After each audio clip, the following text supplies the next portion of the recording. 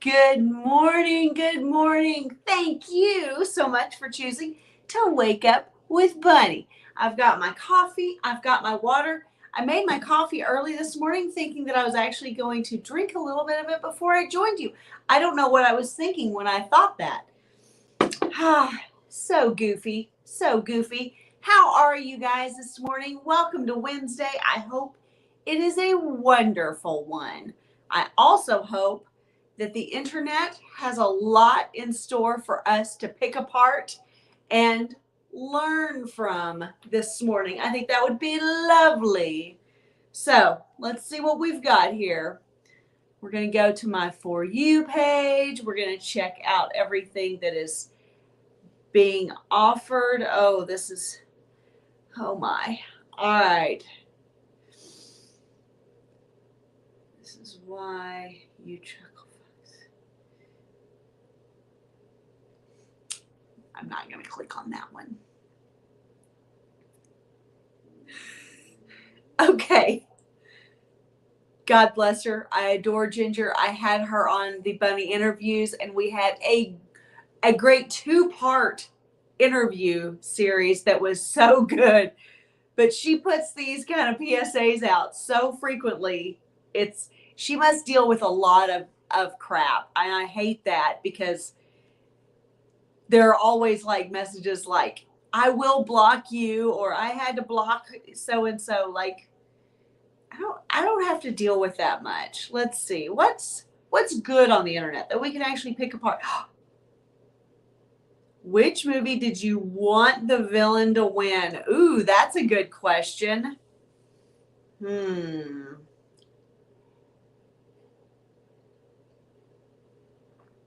I would say Rocky 3 because I really, really, really loved Mr. T. That's my answer. That's my answer, and I'm sticking to it. No dinner dates, drinks only. Nobody likes to fuck on a full stomach. Guys, this kind of information is gold, but you have to remember to learn to calibrate, and you have to remember to learn when these rules apply. So this kind of rule is a first date kind of rule. Early in the game. It's not saying don't take your wife of 25 years and 3 kids out to dinner. All right? So keep that in mind. This is all about calibration and timing. Yes, girls who are just rotation girls that you get together with, you drink, you fuck, you have fun, but she's not like girlfriend candidate. She's not anything serious. Drinks. Have a drink. Have an appetizer at the bar if you want to. So kind of keep something on your stomach so she doesn't turn south, because you never know how much she's been pre-gaming beforehand. And oftentimes girls haven't eaten anything like all day long before meeting up with you on a date. So just keep that in mind. Dinner dates do not give you an escape route. They do not allow you to get out of there if it's turning south. They do not allow you to kind of exit smoothly if it's not, if the date's not going well. So the dinner dates are for relationships. And it's still something that you don't feel super sexy after. We went to a restaurant just this past weekend. We had, I believe, 4 courses. It was amazing. The food was delicious. It was truly a dining experience. But trust me when I say that neither Fort Worth nor I felt like having sex after that. We were full.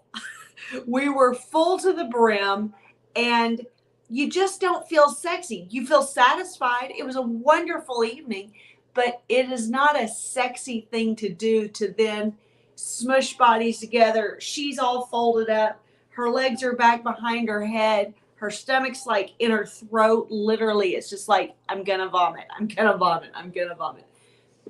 Banging back and forth. Like, there's not anything sexy about that. So keep all of those things in mind when you're fighting for the dinner dates versus the drink dates. Like this guy, good luck with the hangover the next day. We're not saying don't eat anything. You especially, eat a little something. Have dinner. Have dinner yourself. By the time you have a few, have dinner at home alone, by the time you get out and have a few drinks, that food has digested. You feel good. You feel ready. You're not super hungover the next day. But make sure this is talking about like sitting, having a 3-hour meal, eating, having an appetizer, having a main course, possibly having or splitting a dessert, and having all these alcoholic beverages on top of it. It's a lot. It's not a sexy, feel-good feeling. And nobody wants to have sex when they don't feel sexy. This is what this is about.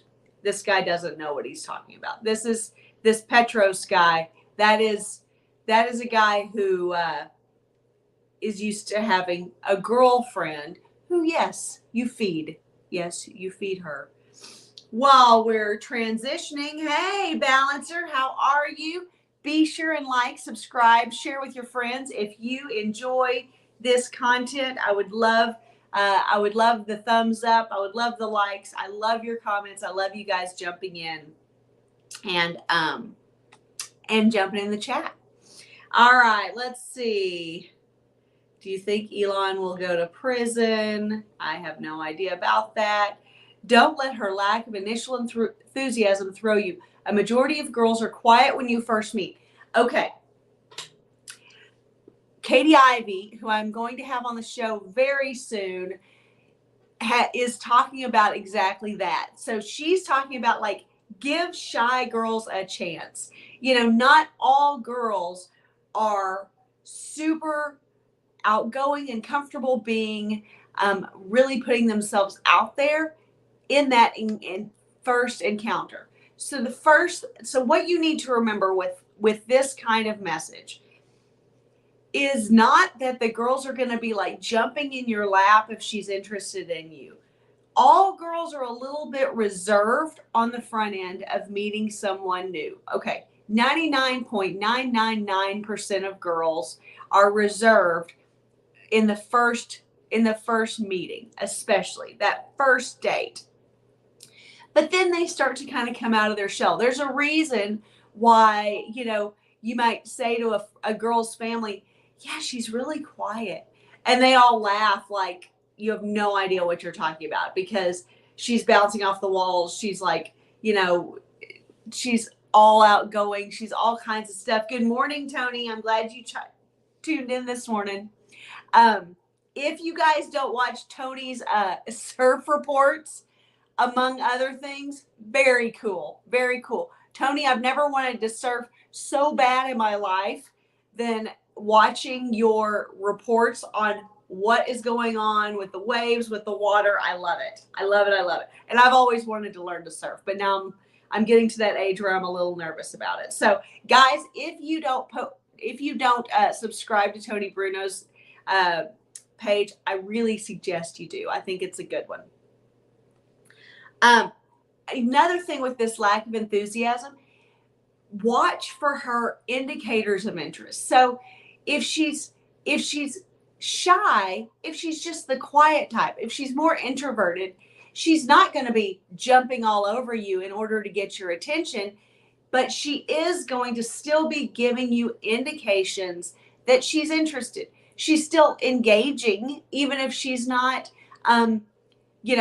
super enthusiastic about it. She's still engaging in conversation with you. She's still wide-eyed and bushy-tailed. She's still, giving you indications that she's listening. She may even reach out and touch you. She may touch your hand. She may make those kinds of connections still, even being a more shy girl. The thing that you need to be cautious of is girls both enthusiastic and shy who, in every end of the spectrum, who are pulling back. They're starting to they're not answering questions. They're not really responding to you in positive ways. They're not indicating to you that, yes, they're listening. They're looking off. They're distracted. They're not really focused on you. They've got the hands crossed. They're leaning back instead of forwards towards you. All of these things, that's not a shy girl. That's a girl who's not interested. So those are the things that you need to really focus on and be aware of in a lot of ways. Okay, let me see what Balancer jumped in with. But Bunny, how do I know whether a girl is quiet because she's shy initially or because she's not interested? Okay, so we just talked about that. So watch for her indicators of interest. Watch for her indicators of disinterest, and that will tell you a lot. So even if you're in front of a shy girl or a more introverted girl, these tells still apply. You just have to be a little bit more nuanced, and you have to know what you're looking for. I mean, this kind of thing always reminds me, I had my first like real job while in college, like my first real job, not just job, but like I went in and I had set hours and I worked at a desk and I wore a dress and all this stuff was for an oil and gas company because, we live in Texas. And after about 2 years of working for this company, the owner of the company who did my initial interview said, I wish you'd have brought this personality out in our first interview. Of course, I had the job anyway. I always interview well. I've literally never interviewed for a job that I haven't been offered. But it was so funny because I always think that I pretty much present the real me in all aspects from the front end. But even then, of course, that was also probably 18, 19 years old. But even then, you kind of calibrate. Girls will calibrate. Even the most outgoing, the most enthusiastic, and the most just kind of comfortable in their skin will still calibrate on that front end and not show you everything. All of me can be pretty overwhelming to some men on the front end. I always win everyone over. It's just what I do. It's like something I pride myself in. But even I am going to be more reserved on the front end. So keep that in mind when you're running up against more shy or introverted girls. You've got to watch for those indicators of interest and understand that she is toning it down. She's toning down her real personality so that she can bring you what she considers the safest and the best. So watch for her indicators that she's leaning in, that she's touching you, that she's interested in you, that she's engaged in conversation with you. No matter how you feel about Nirvana, wearing a Nirvana shirt is so incredibly lame now. And I see them, they must be like a hot item at like Target or something, because I see girls, in particular girls, in band shirts, and I'm like, I kind of always want to say, do you even know that band? Like, do you know that you're wearing a band t-shirt at all? My own youngest daughter is so funny. She, good morning, Baron. Sup, nerds? My own youngest daughter is so funny. She will wear band t-shirts that she finds in like vintage shops and retro things and like thrift stores. She just has way too much fun with this project. But she will not wear a band shirt without knowing the band, without having a favorite song, and without having like some fun facts or some interesting kind of trivia topics that she can talk about to show that she actually knows who she's wearing. Because this kind of poser thing just drives her crazy. I think that's so funny. So I don't think she has her Nirvana shirt. She does have AC/DC. She does have like ZZ Top. I don't know. We've been listening to some weird stuff on her drives to school lately. But she does not want to look like a poser. Okay, let's see. Women get married on average at 27 to 30 in 2023. That sounds accurate. Do you really want a 30-year-old virgin? Exactly. Exactly. Do you really want to be a 30-year-old version? Ugh. Do you people have any idea what kind of issues this will cause? And if they wanted people to marry sooner, then jobs need to start requiring college degrees, and the boomers need to take a 60% hit onto their real estate portfolio. No one will do either. So fuck and stop pretending virginity is important anymore. No one else does. Fort Worth and I did a podcast on this. I think they said I think the title was something like virginity is overrated or virgins are overrated.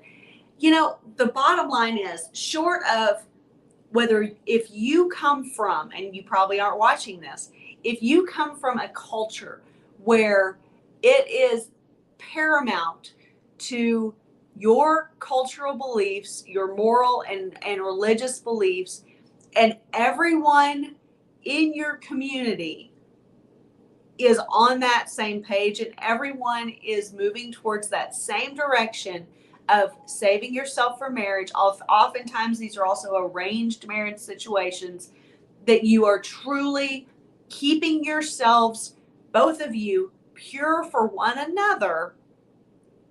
That is the only time that virginity is a good idea. I mean, listen, I was raised a good Christian girl. It's not that I don't understand that, you know, this saving yourself for marriage is a beautiful thing in the context of biblical teaching or religious teaching, moral teaching.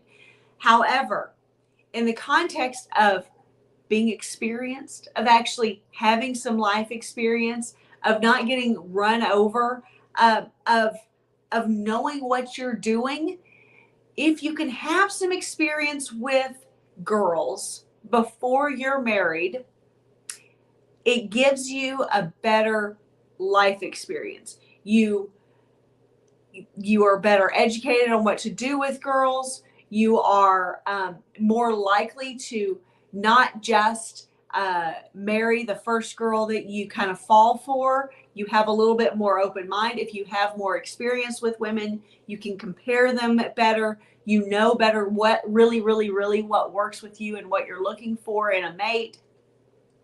All of these things help you have a higher standard and quality of life in the long run. If you have experience with girls and yet you still expect to marry a virgin, that's also super unrealistic and not all that helpful, because you expect her to save herself when you haven't.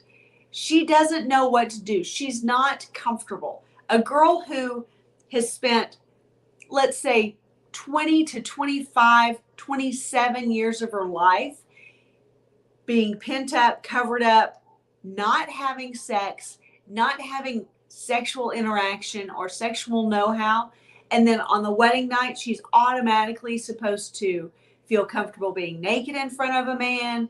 She's supposed to feel comfortable, you know, in sexual scenarios. She's supposed to automatically know what to do and know how to know what she likes and know how to talk to you about what she likes and what she's enjoying sexually. All of these things are incredibly hard to deal with. I actually know people who have saved themselves for marriage, and oftentimes, even for genuinely good religious and moral reasonings, and oftentimes they end up with more marital problems because the sex just doesn't work. It just never jives. Neither of them know what they're doing, and they don't feel comfortable enough to actually have fun exploring it. The only couples that I have seen, and because I went to a Christian university, there are some things that I've probably experienced that others haven't. I mean, I've experienced a couple of healthy couples that saved themselves for marriage, that truly both of them were virgins when they married. And it wasn't arranged. It was like normal, you know, waspy kind of stuff. But they had good relationships because they had good relationships aside from that. And so by the time they got married, it wasn't a rush thing because they wanted to hurry up and be able to have sex. Like they were like college sweethearts and then got married when both of them had graduated. So they had been together 3 or 4 years. Both of these couples that I've seen succeed at this and have good marriages were very excited to explore this stuff together. But they had also been together long enough that they were familiar with one another, even though it wasn't in a sexual way. So they had an attraction to one another. They had a chemistry already, and they had a comfort with one another that then once they got to that marriage bed, they had fun exploring and deciding what they like and kind of testing the waters. Now, I will say their sex is probably still about the most boring sex you can imagine because they don't need all that much, right? There's the excitement factor revolving around sex is a much lower bar, but they're happy. They're happy. That's okay. Fort Worth and I always say, that our low level sex, like the sex that we have when we're exhausted, but we still want that connection. So there's not a lot of effort put in. There's not a lot of excitement put in. It rarely happens, but it happens. We always say that even that sex is like other people's peak performance sex, and our peak performance sex would just absolutely blow people's minds. Everyone has their different levels of what they need, of what they expect, and of what they bring to the table. So keep all of those things in mind when talking about your desire to have a virgin, or, even the low cock count, like looking for low count women for dating. It is kind of interesting. It's like we run into guys in this sphere all the time that the men want to have a lot of experience with women. They want women to have sex with them on the first date, second tops. But then they also want low cock count girls.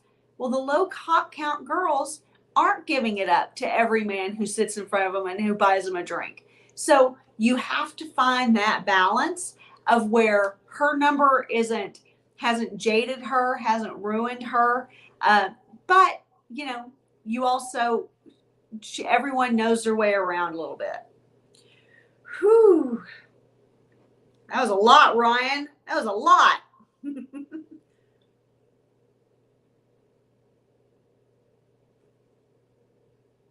You'll find the most submissive and compliant girls just squirted on your dick. That's random. All right. Let's see. I love this Coastal Country Club account. Guy meets perfect girl. They are an ideal fit for each other. Then he learns she has a pet and it's over. Many such cases. This is true. I mean, I adore people and I adore animals, but I don't want one.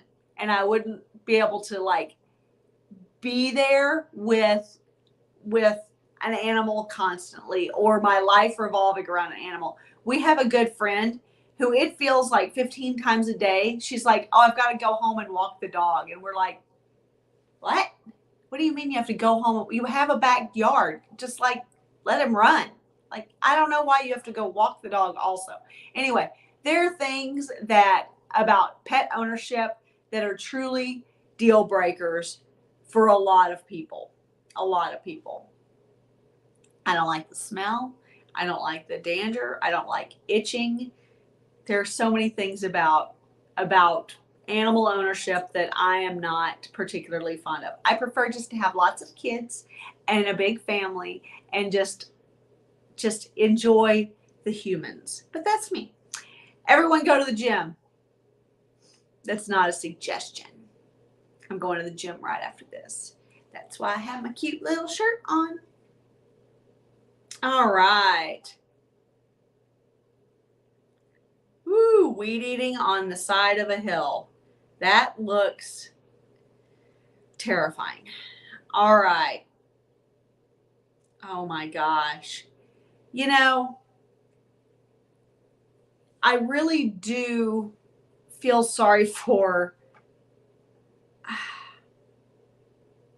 I really do feel sorry for guys who end up on first dates with girls who are on their phones during that date. That is so bizarre to me.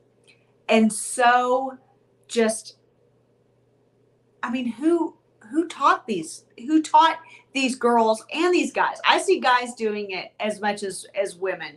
It's just women get called out for it a little bit more. But this is the perfect way to deal with this. This chick don't know it yet, but I'm about to excuse myself to the restroom and leave her with the bill. Let whoever she's texting come and pay for this shit. It's true. And that's a really good way to do it. I mean, it's just, you know, the problem is if you're not fucking her, you really can't correct her and actually have any pull whatsoever. She'll just fight you on it.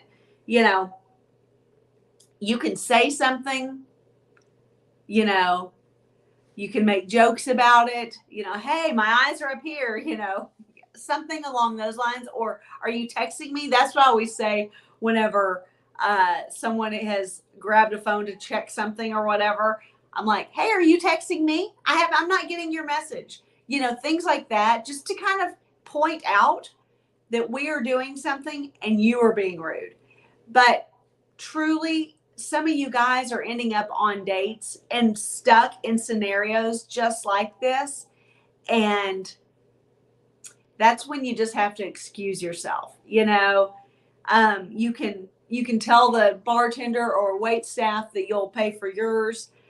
You're splitting the check and you'll pay for yours so that you don't, you know, likelihood is she has $2 to rub together, you know, so at least you don't feel guilty about not paying for your own food. But a girl who is treating you like this does not deserve to be out on a first date with you, period.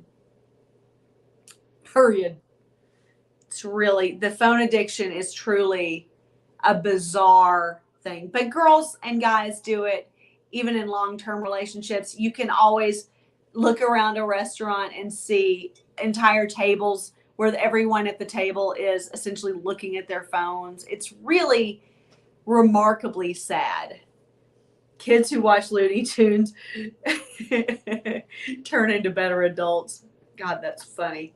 It really is comical to me what all was presented on like Looney Tunes and cartoons when we were younger, and that now would be wildly inappropriate. Dude, you're never coming on my back again. I wash my hair twice, asshole. You definitely have the wrong number. Wow, nutted in my hair and gave me a fake number. That is hilarious.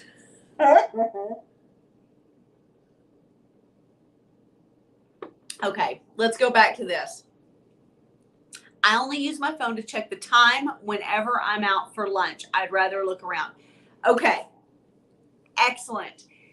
Whenever you are out with another person, whether it's a date, a lunch appointment, whatever the case may be, if you need to check your phone, the best way to handle that is to say, I'm just checking the time real quick. Or, you know, something to indicate I am not being rude. This is what I'm doing. Or we were just talking about something and I'm looking it up real quick, you know, because I like to laugh whenever we're like, how old is Tina Turner? Or what years was da-da-da on television? And you're talking to someone and both of you kind of go, oh, wait, we actually have a supercomputer in our hands. We could actually look that up real quick. And then you do that. But then you put the phone back down or you put it completely out of sight. The phone is silenced. The critical people, like if you've got kids, you know, yes, they need to be able to break through. You at least need to be able to hear the notification if your kids need something. If someone critical in your life needs something, you need to have that breakthrough alarm that comes through. But for the most part, every Twitter notification, every Facebook notification, every PayPal notification, whatever it is, every email, you don't need to be having that phone lighting up with everything that you're doing. The same is true with our smartphones. This is dangerously distracting. But if you need to check the phone, or you need to check the phone, or just checking it for the time, get a watch. It's a crazy thing where you look at your watch and it tells you the time. If you're not a watch person, then check the time, but indicate what you're doing in that moment so that everyone is on the same page and you don't look like an asshole for being on your phone the entire time, and being rude out on a date with someone. Whew, thank you so much for joining me today. If you are not already a member of Fort Worth and my Evergreen groups, I really suggest that you do. If you are interested in those indicators of interest, whether you're in front of a shy girl or an enthusiastic outgoing girl on dates, that is Fort Worth's next book that is coming down the pike. He is working on it night and day, and it is going to be killer. And it's going to be a pretty low price point. So if you are not already on his Evergreen program, the Evergreen is every book we've ever published already and every future book at no additional charge. So if you've already purchased Evergreen, it pays for itself the moment that you get it, because everything in the current library is a higher value than the price point that we've put on it.